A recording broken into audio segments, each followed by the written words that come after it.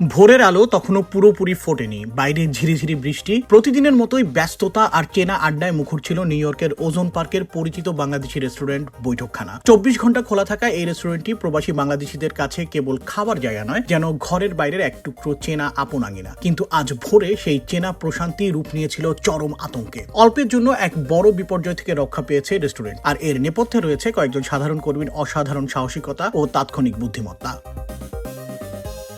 ভোর রাতে যখন বাইরে বৃষ্টি পড়ছিল, ঠিক তখনই রেইনকোট আর মুখাবরণে নিজেকে লুকিয়ে রেস্টুরেন্টের সামনে এসে দাঁড়ায় এক অজ্ঞাত পরিচয় ব্যক্তি। সিসিটিভি ফুটেজে দেখা যায় অত্যন্ত ঠান্ডা মাথায় রেস্টুরেন্টের দরজাটি খোলে সে, এরপর হাতের জ্বলন্ত একটি ডিভাইস ভেতরের দিকে ছুড়ে মেরেই চোখের পলকে অন্ধকারে মিলিয়ে যায়। ভেতরে তখনও উপস্থিত ছিলেন বেশ কয়েকজন কর্মী ও গ্রাহক। হঠাৎ জ্বলন্ত বস্তুটি ভেতরে পড়তে দেখে মুহূর্তের জন্য থমকে গিয়েছিল চারপাশ। যে কোনো সাধারণ মানুষ এমন পরিস্থিতিতে দিকবিদিক জ্ঞান হারিয়ে ছুটে পালাতো, কিন্তু বৈঠকখানার কর্মীরা তা করেননি। নিজেদের জীবনের ঝুঁকি উপেক্ষা করে ভেতরে থাকা মানুষদের সুরক্ষাকে প্রাধান্য দিয়ে তারা সঙ্গে সঙ্গে আগুন নেভানোর কাজে ঝাঁপিয়ে পড়ে।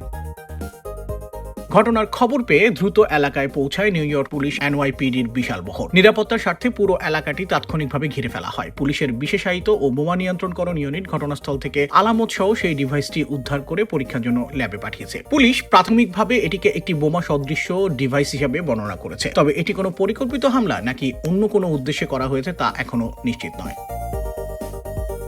প্রবাসী বাংলাদেশিদের মালিকানাধীন এই রেস্টুরেন্টে এমন ঘটনায় ওজন পার্কের বাংলাদেশি কমিউনিটির মধ্যে কিছুটা উদ্বেগ ও উৎকণ্ঠা ছড়িয়ে পড়েছে। তবে এই বিপদের মুখে রেস্টুরেন্ট কর্মীদের সাহসিকতা ও একতা সবাইকে অনুপ্রাণিত করেছে। ঘটনার পর থেকে স্থানীয় প্রবাসীরা বৈঠকখানার পাশে এসে দাঁড়াচ্ছেন, খোঁজ নিচ্ছেন কর্মীদের। আতঙ্ক কাটিয়ে আবারও চেনা ছন্দে ফেরার চেষ্টা করছে ওজন পার্কের বৈঠকখানা।